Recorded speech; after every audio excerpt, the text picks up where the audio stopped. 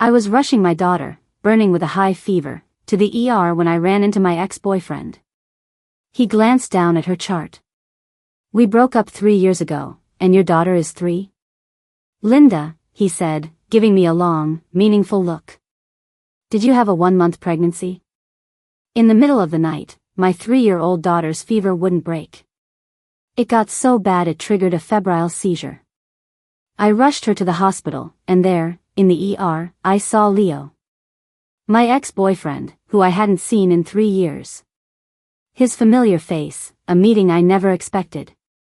After a brief moment of shock, I hurried over, holding my daughter close.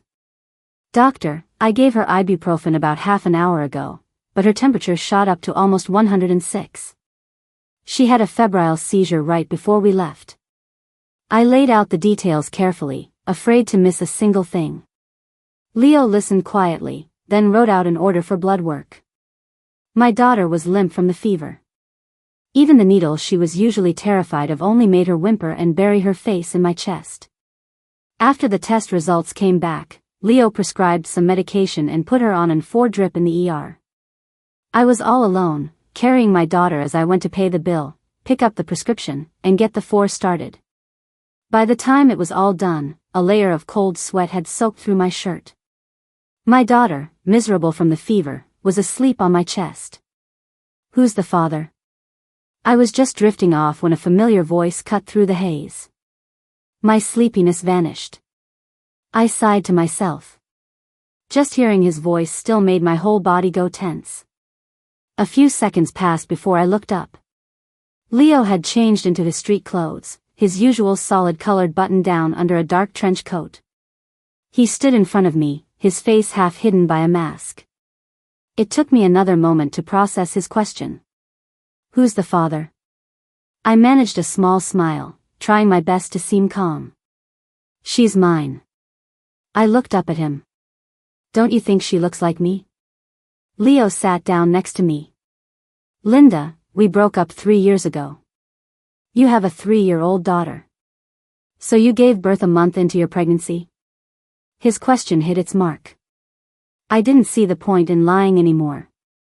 I glanced down at my daughter. She was sleeping peacefully, a thin sheen of sweat on her forehead. Her fever had finally started to come down. Gently stroking her damp hair, I said softly, "She's Mandy's daughter." "Mandy?" "Yeah." Leo frowned. "But in the exam room, she called you Mommy." My hand froze. Some things, even after 3 years, still brought a lump to my throat. "Mandy's dead." I sniffled. "Now, I'm her mother." Leo was silent for a long time. Maybe it was the late hour, or the strange tenderness of seeing an old flame again. Once my heart opened up, the words just started pouring out. I told Leo my daughter's story. Mandy lived next door to me. We grew up together. She had no parents, just her and her grandmother. But when she was a teenager, her grandmother died in a car accident. My mom felt so bad for her that she let Mandy move in with us. We were inseparable. But then, a few years ago, she met a man 8 years older than her. He was rich, experienced, way out of the league of a naive girl falling in love for the first time. He was just playing games, but she fell head over heels.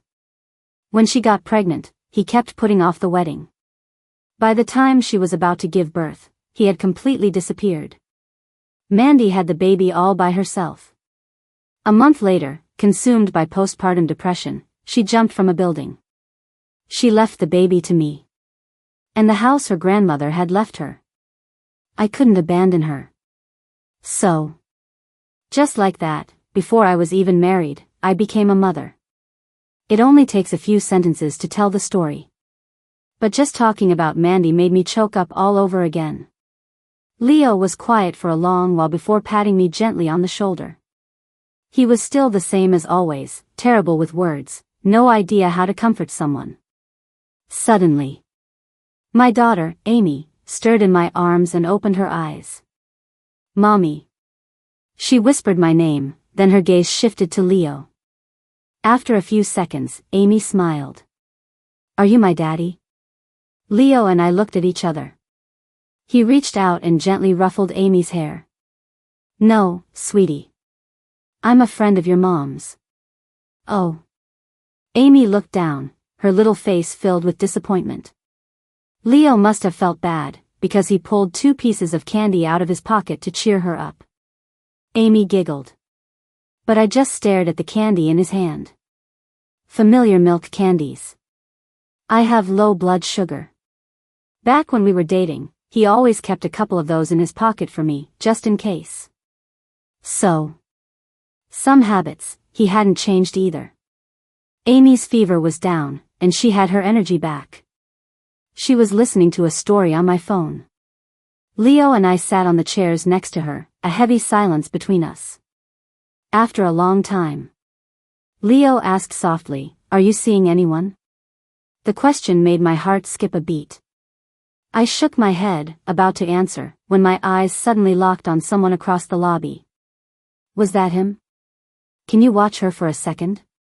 I asked Leo, then got up and ran towards the main hall. A middle-aged man in a designer suit was carefully helping a pregnant woman. The man wasn't wearing a mask. I got closer and took a good look. It was him. Jonathan Cross.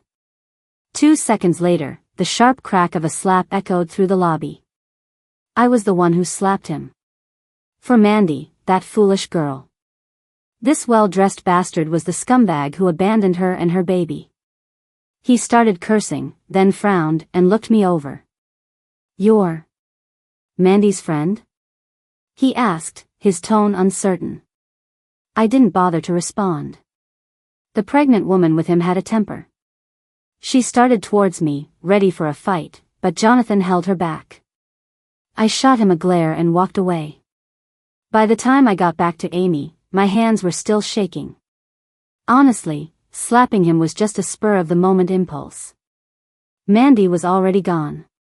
What could I really do to him? Leo glanced at me but didn't say anything. He just handed me a bottle of water he'd gotten from somewhere, the cap already twisted off. Thanks. I took a sip, forcing myself to calm down. I had just screwed the cap back on when someone appeared in front of me. I looked up. It was Jonathan Cross. The pregnant woman was gone.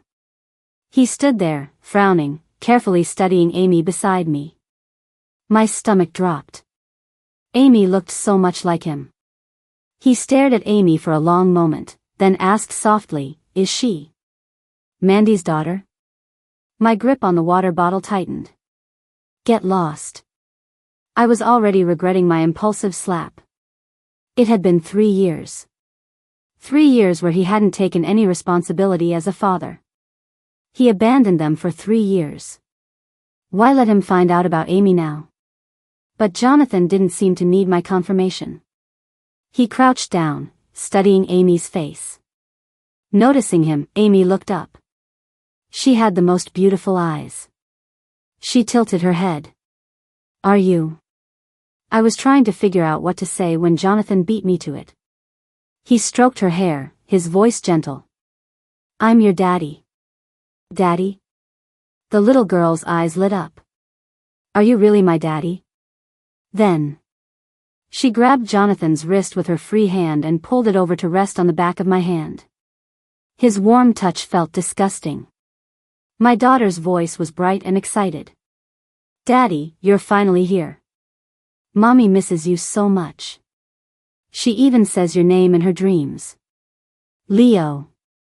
Right? Oh, my sweet, clueless child." I reached out to cover her mouth, but it was too late. Out of the corner of my eye, I saw Leo raise an eyebrow. I don't know if I imagined it, but Jonathan's hand seemed to caress mine. I snapped back to reality and yanked my hand away in disgust. Get lost. Jonathan glanced at me. He didn't get angry or stay long. He just tossed a business card with his contact info at me and left. I clutched the card, my mind a mess. After the 2 bags were empty, Leo drove us home. It was the dead of night by the time we arrived. After putting Amy to bed, I sat alone in the living room, staring at an old photo of Mandy and crying. It just wasn't fair to her. That man was a sleazy, greasy pig. What about him was worth her dying for? From the look of it, Jonathan was planning on acknowledging Amy. But should I agree to it? I didn't know. He abandoned them, drove her to suicide. As her friend, I could never forgive him. But he was Amy's biological father. For 3 years, I had tried my best to give Amy a home, but I couldn't replace the father she was missing. Staring at the photo, I suddenly remembered the suicide note Mandy had left. She mentioned Jonathan in it. She wrote, "If Jonathan ever wants to be a part of Amy's life, let him." She wrote, "No matter what, he's still her biological father." She also wrote, "If he never accepts her, then I'll have to ask you to take care of her. Linda, I'll spend my next life repaying you for everything." Liar.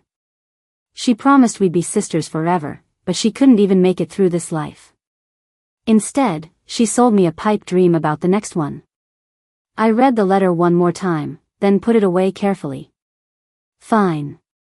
I'll do what you asked. The next morning, I called the number on the business card. Jonathan picked up immediately. I told him that Mandy had jumped from a building 3 years ago.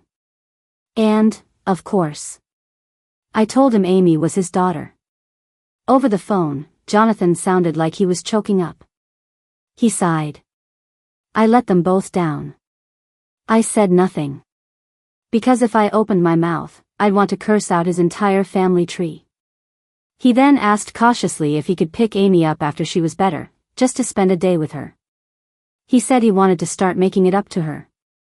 I hesitated, but then I thought of Mandy's letter and agreed. A week later, Amy was fully recovered, and Jonathan called right on time. I gave him the address, and he drove over to get her. Before Amy got in the car, I kept giving her instructions, telling her, "Mommy will come get you tomorrow." Amy agreed to everything. You could tell she was excited. It was the first time she was going to her dad's house. However, that night, just after 10, I got a call from Jonathan. His voice was frantic. He said Amy was playing on the second floor and fell down the stairs. My heart seized. I got the address and grabbed a taxi. The 20-minute drive felt like an eternity. Finally, the taxi stopped in a gated community. I threw a $100 bill at the driver and scrambled out. I found the house. The front door was unlocked. I ran into the yard and knocked. The door opened quickly. "Where's Amy?" I pushed past Jonathan and ran inside. Behind me, his voice was a low, guilty whisper. "She's resting upstairs. The doctor just saw her. She's fine, just needs to rest for a bit." He told me Amy was in the first room on the right, on the second floor. I rushed up and pushed open the door. But Amy wasn't there. The room was dim, lit only by a small night light. Suddenly, my wrist was grabbed. Jonathan's grip was strong. He shoved me into the room. The next moment, he slammed the door shut. The click of the lock was deafening. He pressed me hard against the door. Before I could react, his hands were on my waist, his words thick with the smell of alcohol. "Linda, I thought you were a smart girl. I can't believe you were this easy to fool. That bastard." It finally hit me. Amy wasn't hurt. It was all a trick. Panic had clouded my judgment. I struggled desperately, but the difference in our strength was just too great.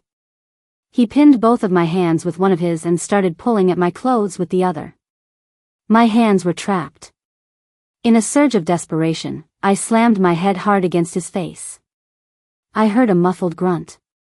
After a moment of dizziness, I smelled the faint scent of blood. Because of our height difference, I'd hit him right in the mouth. I must have made his teeth cut his lip. He loosened his grip in pain, and I shoved him away. There was a decorative vase on a small table. As Jonathan lunged at me again, I grabbed it and smashed it over his head. A sharp crack. The vase shattered. At the same time, Jonathan let out a low roar. I didn't waste another second. I yanked the door open and ran. I don't know how, but I could faintly hear Leo's voice. I glanced down. It was my phone, still clutched in my hand. In the struggle, I must have accidentally dialed my emergency contact. After 3 years, my emergency contact was still Leo. I got to the stairs and spoke quickly. East Lake Estates, number 18, hurry. I'd barely gotten the words out when I heard footsteps behind me. My phone was snatched from my hand and thrown to the floor. The screen shattered, then went black. Jonathan's voice came from above me. Trying to run? The next thing I knew, my hair was being yanked hard. His other hand clamped down on my shoulder, and he dragged me back up the stairs. Jonathan threw me onto the bed.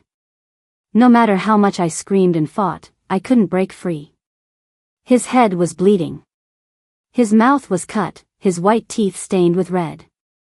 That, combined with his dark, menacing eyes, made him look terrifying in the dim room. Run? He stared at me coldly and slapped me hard across the face. He pinned me down, the heavy stench of alcohol making me sick. I had my eye on you back then, but then that Mandy girl got pregnant. She was so clingy, I never got a chance to come after you. He held my hands down, sneering. It's been 3 years. He freed one hand and slowly caressed my face. But I never forgot this pretty face of yours. I felt a wave of nausea.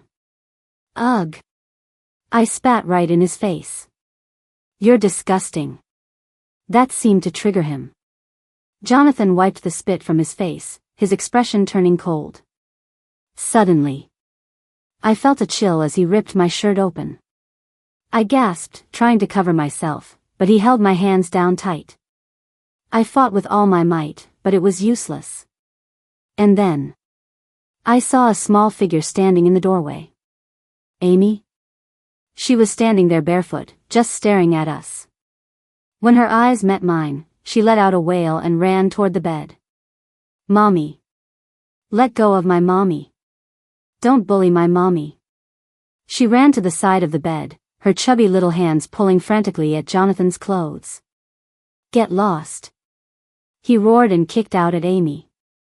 A 3-year-old girl was no match for a grown man's forceful kick. She flew several feet, hitting the back of her head when she landed. She just lay there, howling. My heart ached. 3 years. Amy and I weren't related by blood, but I'd raised her for 3 years. She'd been calling me mommy since she could talk. My little princess, who I cherished, had just been kicked across the room by her own father. I sank my teeth into Jonathan's shoulder. He grunted in pain above me. His grip loosened. I shoved him off and scrambled over to Amy. Amy. I picked her up and realized my hands were shaking violently. The little girl was terrified, sobbing uncontrollably in my arms. I knew I couldn't escape while holding her. I took a deep breath and turned to face him. Jonathan, Amy is your daughter. How could he do that to her? He rubbed the shoulder I'd just bitten, a cold smile on his face. Who knows who she was sleeping with? You were the only boyfriend she ever had. I held Amy tight, glaring at him. If you don't believe me, get a DNA test. It doesn't matter if you don't want her. I'll raise her. But you will not insult Mandy's memory. I was saying it partly out of rage, to defend Mandy. But the other part was, I was stalling for time, waiting for Leo. There was no way I could escape with Amy in my arms. Jonathan laughed. He stood by the bed, seemingly aware I couldn't get away. He even lit a cigarette. He smiled. So what if she's mine? You saw my wife at the hospital. She's pregnant. With a boy. I don't need another heir. You think some random girl's daughter is going to get into the Cross family? I was shaking with anger. Mandy, you fool. This is the man you had a child with, the man you gave your life for. I took a deep breath, about to say something else to stall, but Jonathan suddenly put out his cigarette. He walked over, pushed Amy out of my arms, and dragged me back towards the bed. He was drunk, and his strength was terrifying. From the doorway, I could hear Amy's terrified screams. My shirt, already half torn, was ripped completely open this time. I trembled, struggling in pure desperation. Suddenly, it seemed like someone was in the doorway. I twisted my head.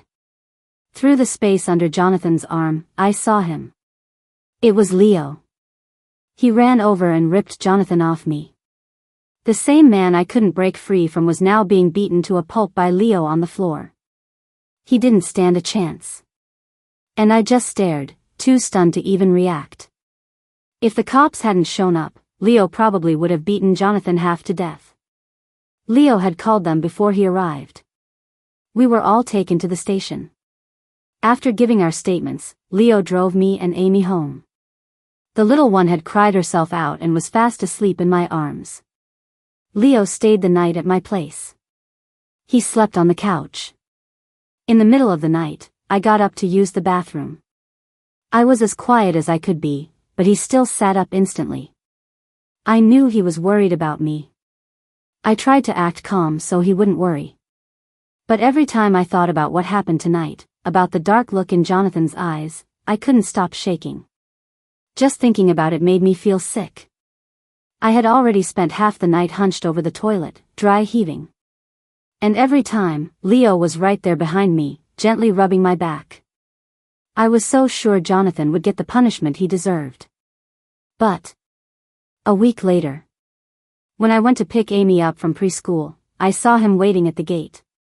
A Maybach was parked by the curb.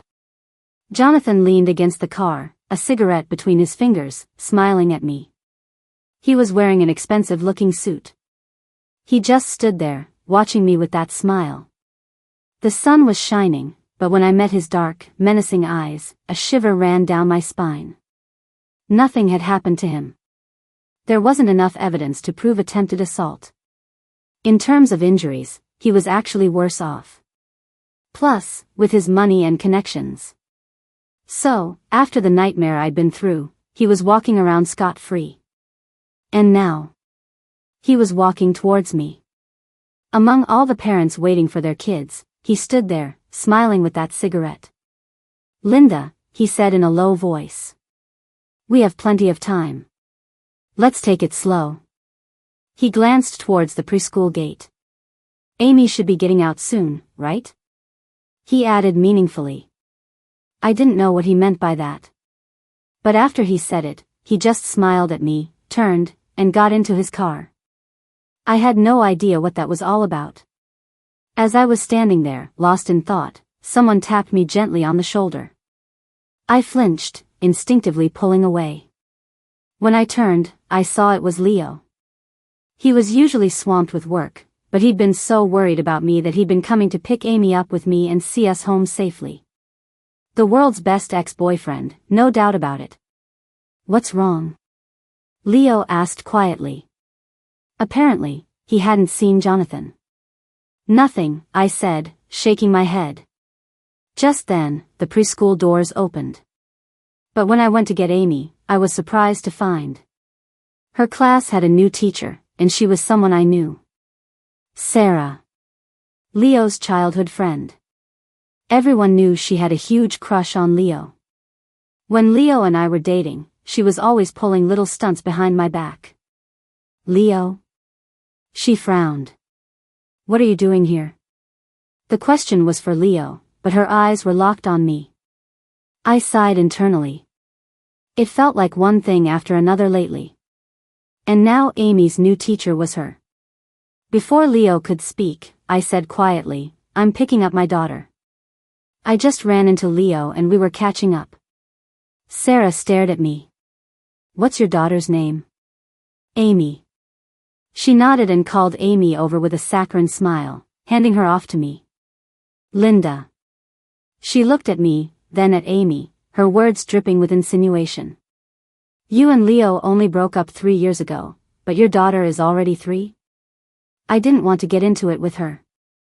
I just grunted in acknowledgement. As I was about to leave with Amy, her voice rang out again from behind me. Not too loud, not too soft, just loud enough for Leo to hear. That old guy in the Maybach who was here earlier. Is he the father? Linda, were you cheating on Leo 3 years ago when you were still together? Holding Amy's hand, I turned to face her. All the other kids had been picked up. We were standing by the gate. Sarah looked at me with a smug, contemptuous expression. What, did I hit a nerve? She reached out to grab Leo's sleeve. Leo, don't be a fool like you were back then, letting her play you for a backup plan. Her hand, however, met empty air. Leo had stepped over to my side. He frowned. He was here? I nodded. Leo's frown deepened. He took Amy's other hand. I'll take you home. Amy skipped along between us as we walked to the car.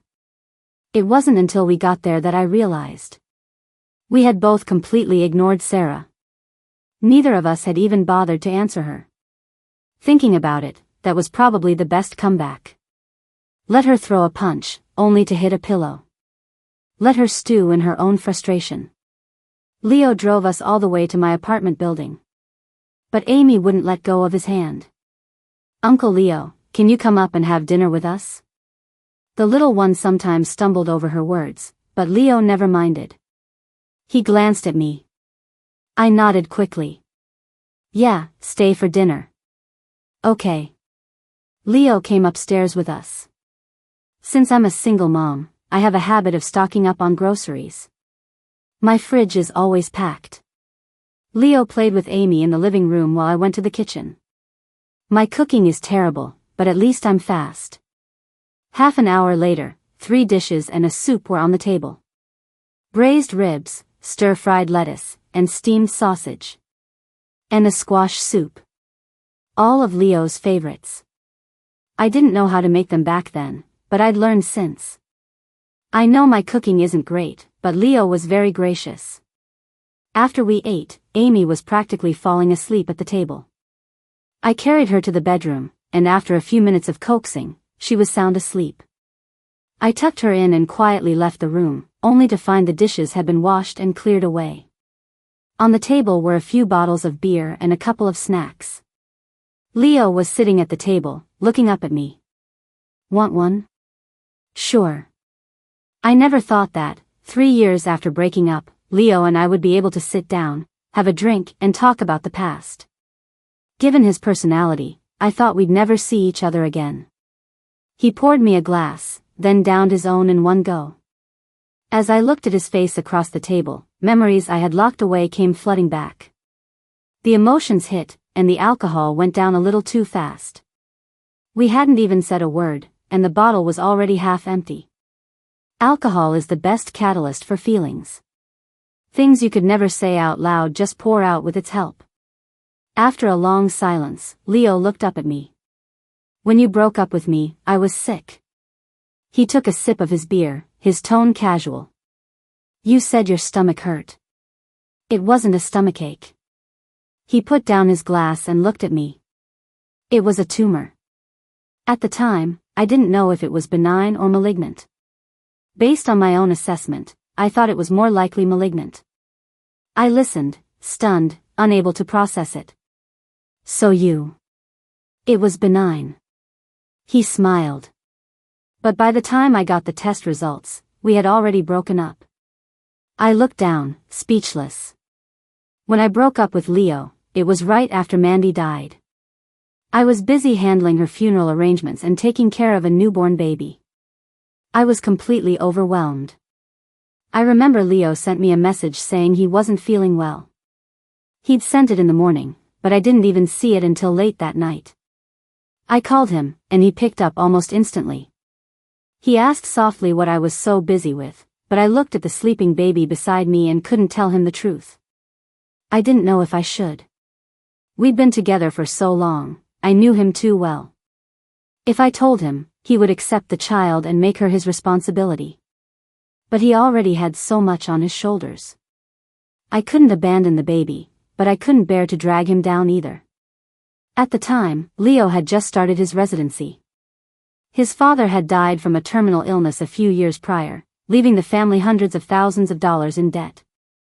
To pay it off, he worked at the hospital during the day and secretly took on side jobs at night.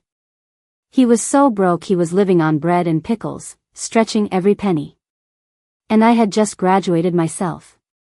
With no family support and a newborn baby, I didn't even know how I was going to support myself.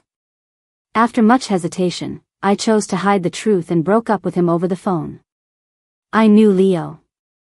He was too proud to beg me to stay if I was the one ending it. He was the type to swallow his pride, even if it killed him. But to this day, I still remember what he said. After I broke up with him, he was silent for a long time before asking me one question. He asked, "Was it me? Did I make life too hard for you?" To pay off his debts, he couldn't afford to buy me expensive gifts. But he never missed a holiday. He'd always make me little things by hand, worthless in terms of money, but priceless in sentiment. Leo would never know that his one question made my eyes well up with tears on the other end of the line. I suppressed my emotions and whispered, "Yes."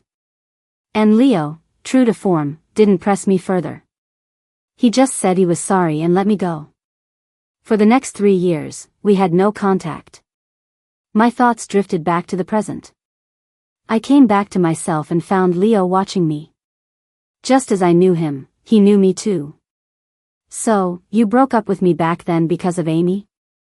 "Yes." He laughed softly. "You didn't want to drag me down?" "Yes." He didn't say anything else, but he got up and walked over to me. Even though we were once so familiar, my heart still pounded as he approached.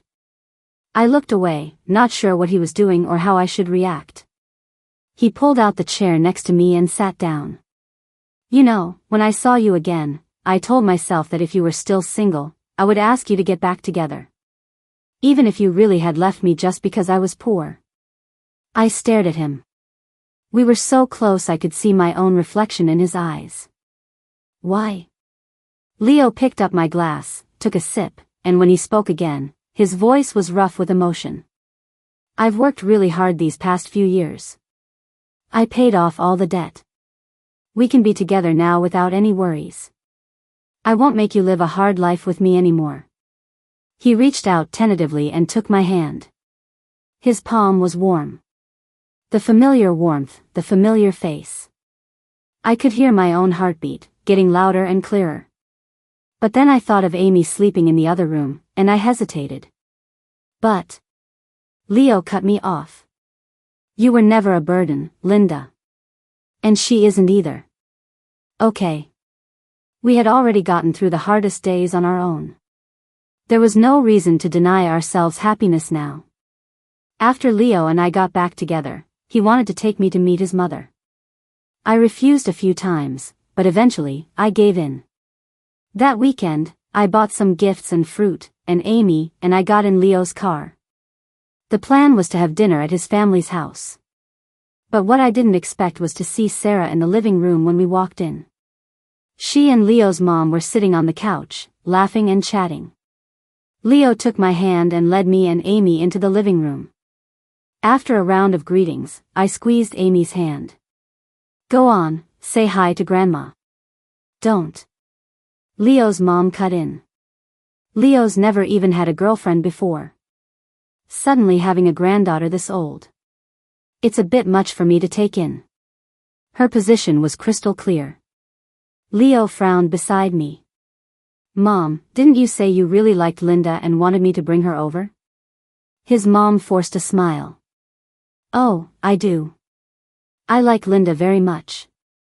But anyone could see how fake it was. The atmosphere was tense. Then, Amy piped up. "Mommy, why do I have to call her Grandma? She's so young." Everyone froze. Then Leo's mom burst into a wide grin. "Oh, what a sweet talker. Go wash your hands, you two. Dinner's almost ready." Leo took me to the bathroom. As we were washing our hands, Amy whispered to me, "Mommy, does Grandma not like me?" "No, she doesn't." Leo answered for me. Grandma likes you very much. The mood at the dinner table was still awkward, especially with Leo's mom deliberately fawning over Sarah. And Sarah was not one to let an opportunity pass. After Leo's mom put another piece of food on her plate, Sarah smiled and suddenly turned the conversation to me. Linda, I heard a rumor that Amy is actually your secret love child. Is the father that man who came to see you in the Maybach the other day? Auntie, you have no idea. Linda is so pretty, she's very popular. You better make sure Leo keeps a tight leash on this girlfriend of his. Sarah's cattiness and passive aggression were on full display. She smiled at me, even raising an eyebrow when our eyes met. I put down my chopsticks. We were just two friends catching up, I said calmly. But you keep bringing up the Maybach. Sounds like you're the one who needs a rich man to be happy. I looked at Leo. Do you know any other preschools? I'm thinking of transferring Amy. A teacher who throws around words like love child in front of a kid probably isn't a good influence. Leo poured me a glass of juice and replied naturally. Yeah, I actually know the director of a great preschool. I'll call her tomorrow. Linda. Faced with my counterattack, Sarah's face paled, and she slammed her hand on the table. You're the one who found some rich old man, had his baby, and you still have the nerve to come to Leo's home. Just as things were about to explode, Amy burst into tears. She wiped her eyes with her chubby little hands. Teacher, please don't fight. Mommy isn't my real mommy. My real mommy jumped off a building after I was born. I froze. She was only 3. The circumstances had made her more mature than other kids her age, but how could she know all that? Amy's words continued between sobs, choppy and incoherent. My mommy raised me. She's the best mommy. She really likes Uncle Leo. She says his name in her dreams. And she cries. She's not what you say she is. I stared at her, a lump forming in my throat as tears streamed down my face. I suddenly remembered, about a month ago, I'd had a few drinks after putting her to bed.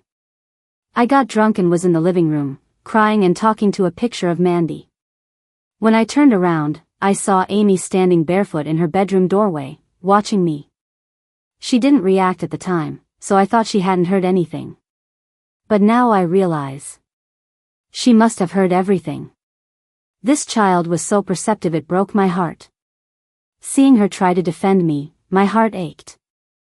I stood up, picked her up, and wiped away her tears. It's okay, Amy. I am your mommy. I turned and gave Leo's mom a slight nod. I'm sorry, ma'am. I'm going to take Amy home. I glanced at Leo, then carried Amy out the door. Leo followed us out. He didn't say anything. He just stroked Amy's hair and sighed. After that day, I didn't go back to Leo's house. Life gradually returned to normal. To my relief, Jonathan Cross didn't show up again. However, something seemed off with Amy lately. She was always listless, uninterested in anything I said. I was worried, but every time I asked, she insisted she was fine. Until one night, while I was giving her a bath, I found a bruise on her inner thigh, in a place that would be hard to see. My heart sank. I immediately asked her what happened. A child, no matter how rambunctious, would have a hard time getting a bruise there. Amy just kept shaking her head and saying she didn't know, but you could tell from her face that something was wrong. I took a deep breath. Did Miss Sarah do this? When I mentioned Sarah's name, Amy couldn't hold it in anymore and burst into tears. Her small body curled into my arms, trembling with fear. I tried to suppress my anger and comfort her softly. Amy, you trust Mommy, right? Mommy will fix this. That night, I asked my neighbor to watch Amy for a little while, and I went out. When I came back, Amy was already asleep. After thanking my neighbor, I carried her home and put a necklace with a cartoon pendant around her neck. The next morning, I dropped her off at preschool as usual and picked her up on time. When we got home, I took off the necklace. Inside the pendant was a pinhole camera I'd had someone install. Come here. I want to know why you were bullying the other kids. Sarah's face appeared in the video. I wasn't. Smack. A sharp slap. The video spun wildly. Amy must have been knocked to the ground. Sarah's voice, mixed with crying, came through again. You bully other kids and now you dare to cry? Tell me, were you wrong or not? My daughter just kept crying, unable to speak. So Sarah started hitting her. But aside from that one slap, she hit her in places no one would see. A pinch on the thigh, a kick to her bottom. And even as she was whispering insults about me to Amy, she secretly pricked her with a pin. I couldn't watch anymore. Sarah must have picked spots without any security cameras, otherwise she wouldn't have been so bold. And I'd heard from other teachers that the preschool director was her aunt. No wonder she was so brazen. But she probably never imagined I would secretly record her. It was already getting late. I picked up my phone and called the police. That night, Amy and I were taken to the station to give a statement. The police photographed the marks on Amy's body as evidence. Leo got the news and rushed over, staying with us until late before driving us home. I'm sorry, he said quietly in the car. I never thought she would be so. He sighed, his eyes filled with self-blame. This is all because of me. It has nothing to do with you. Amy had fallen asleep in the car. I stroked her hair and said softly, some people are just cruel for no reason. Sarah was arrested. I didn't know what her punishment would be, but I released the video online. It quickly went viral. Sarah became infamous. People online were doxing her, and the comments were a flood of hate. Honestly, I didn't care about the online vitriol. What I cared about was, with that video out there, even if she was released one day, no preschool in this city would ever hire her. After the Sarah incident was over, my daughter quickly bounced back. I moved her to a new preschool, where she fit in right away and even made 2 new friends. But I had a business trip coming up. Leo had surgery scheduled at night, which left me in a tough spot with Amy. Just as I was debating whether to take her with me, Leo made the decision for me and took Amy to his mom's house. I was a little worried at first, but on the train, Leo sent me a video. Amy had his mom laughing so hard she was on the floor, pretending to be a tiger to make her giggle. Knowing I was anxious, Leo sent a stream of photos and videos. It looked like Amy and his mom were getting along great. Watching the videos, I had a sudden thought. Maybe my daughter was going to be the one to win over my future mother-in-law. A week later, I came back from my trip and went to Leo's house with a lot of gifts. The moment I walked in, Amy was curled up in his mom's lap, sweet-talking her. Pretty grandma, I think egg tarts are the best food in the world. Oh, I wish my pretty grandma could try one too. She was just angling for one herself. But her words made Leo's mom beam. She was immediately getting up to go buy some. They hadn't seen us yet. Leo and I hurried over to stop her. This time, his mom's attitude towards me had completely changed. The previous tension was gone, replaced by an overwhelming warmth. She was acting like I was already her daughter-in-law. I pulled Leo aside. What happened? Leo raised an eyebrow. Don't ask me. Ask your precious daughter. I turned and saw Amy hugging his mom's arm, acting cute. When she saw me looking, the little one even gave me a wink. In the middle of her charm offensive, she managed to put in a good word for me.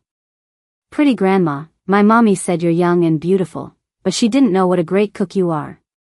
Can you show her? Leo's mom roared with laughter and rolled up her sleeves.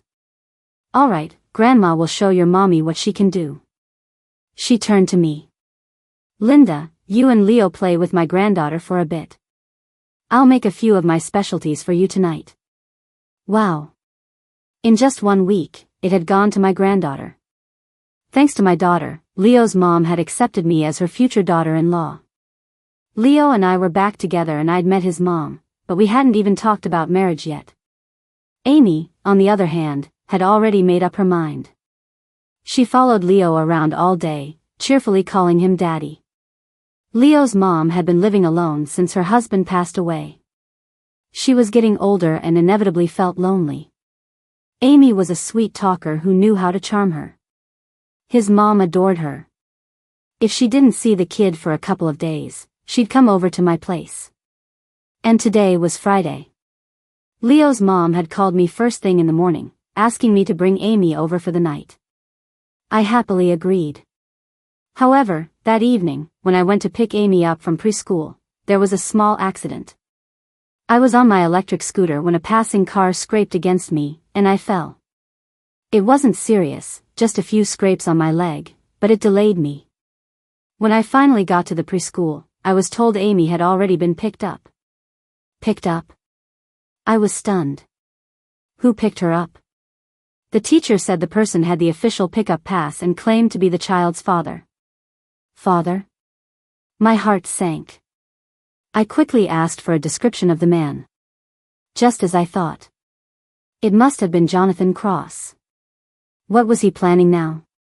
To use Amy to threaten me again? I stood at the preschool gate, not caring about blaming anyone. I just wanted to find my daughter. Suddenly, my phone rang. I fumbled for it. Sure enough, it was Jonathan. Where's Amy? Ha. He let out a low laugh. Don't worry. I picked up my daughter. I'll take good care of her from now on, so you don't have to. No. I refused without a second thought. You said you had a son, didn't you? I'm worried you won't treat Amy well. I won't let you have her until she's an adult. To this day, I could still clearly see him in that mansion, kicking his own daughter across the room. Jonathan sneered. Give her to you? She's a cross. Why would I give my daughter to you? But this time, at least, he didn't make any more disgusting demands about me in exchange for Amy. After a tense standoff, he hung up. I clutched my phone, my body trembling with rage. Suddenly, my phone rang again. It was Leo. I took a deep breath and answered. Leo's voice was urgent. Be careful of Jonathan. He might try to take Amy. I was taken aback. How did you know? Leo didn't know what had just happened at the preschool. He said in a low voice. I just saw on the local news. Jonathan's wife was in a car accident a few days ago and died at the scene. Her brother has a short temper. He'd heard from his sister that Jonathan was cheating on her and had tried to divorce her several times while she was pregnant. He suspected his brother-in-law was behind the accident, so he went over to his house and took him out. Took him out. That brother-in-law was no joke. No wonder. No wonder Jonathan had suddenly snatched Amy. His pregnant wife was dead, and now he couldn't have any more children. Amy was his only bloodline. Thinking about it this way, I wasn't in such a rush anymore. At the very least, Amy was completely safe for now. And given the power imbalance, even if Leo and I went over there, we couldn't just take her back. Besides, Jonathan was Amy's biological father. We would never win a custody battle. I suspected Jonathan's wife's death really was his doing. If that was true, once a murder investigation was opened, not even his money and connections could keep him out of jail. I forced myself to calm down and hired 2 private investigators. I wasn't confident, but it was the only thing I could do. Luckily, I made the right bet. A few days later, the PIs messaged me. They had evidence that Jonathan had tampered with the car. And Jonathan's wife was seeing another man. Based on the timeline, the baby probably wasn't even his. No wonder. No wonder Jonathan had seemed so proud when he mentioned his wife's unborn son, only to arrange an accident right before she was due. So that was it. Logically, if a PI could find this evidence, the police could too. It was clear now that Jonathan must have pulled some strings to have the whole thing ruled an accident after a sham investigation. The news story Leo had seen was quickly buried with money before it could gain any traction. It was pure chance he'd even seen it. I paid a hefty sum for the evidence from the PIs. To be safe, Leo gave it directly to a friend of his at the police department. This was a homicide case. To avoid tipping him off, the department sent officers to bring Jonathan in for questioning. After a full day and night of interrogation, Jonathan confessed. He admitted to tampering with the car's brakes to make it look like an accident. After Jonathan was arrested, I brought Amy home. I have to admit, after suffering such a huge blow and realizing Amy was his only legacy, Jonathan had treated her surprisingly well. When I went to pick her up, the 3-story mansion was filled with pink, girly toys. But so what? Crocodile tears. He knew Amy was his daughter all along, but that didn't stop him from kicking her with all his might that night. The night Jonathan was sentenced, after I put Amy to sleep, I had Leo drink with me. I got completely drunk, clutching a photo of Mandy and sobbing. See? Bad people get what they deserve. He's going to prison. He never deserved to be Amy's dad. Mandy, you irresponsible fool. But you have the most amazing daughter. Amy is doing great. You can rest easy now. I rambled on, but no one answered me. Suddenly, a voice came from behind me. Mommy. Amy was awake again. She stood in the doorway, rubbing her sleepy eyes. She walked over and curled up in my lap. As she started to drift off again, I gently stroked her hair. Leo sat beside me, silent. Suddenly, I heard her whisper. Mommy, you're the best mommy in the world, too. It was Amy's voice. I blinked, and the little girl sat up. She may be small, but her emotional intelligence was off the charts. She was a master diplomat. After complimenting me, she took the photo from my hand and looked at it. Is this my other mommy? She's so pretty. She held the photo and gave it a kiss. This is the best mommy in the world, too. She gently put the photo down, then leaned over to look at Leo. And you're the best daddy in the world. The heavy, sentimental mood was instantly transformed into something warm and sweet by my little girl. I carried Amy to bed and tucked her in again. I ended up falling asleep beside her. I had a dream. I dreamt of Mandy. That foolish girl held Amy and cried for a long time. Then she took my hand, just like when we were young. She said, Linda, thank you. In our next life, let's be sisters again, okay? I'll take care of you. You can be as wild as you want. In my dream, I angrily yelled at her. Stop selling me pipe dreams. But when I woke up, my pillow was soaked with tears. Fine. For your daughter's sake, I guess I'll be your sister again in the next life. That day, I took a bouquet of flowers to Mandy's grave. It was foggy at first, but by the time I drove to the cemetery, the morning mist had cleared. I walked to her headstone and knelt to place her favorite sunflowers in front of it. The fog has lifted. It's time to move forward. I'll take care of her, and I'll take care of myself, too.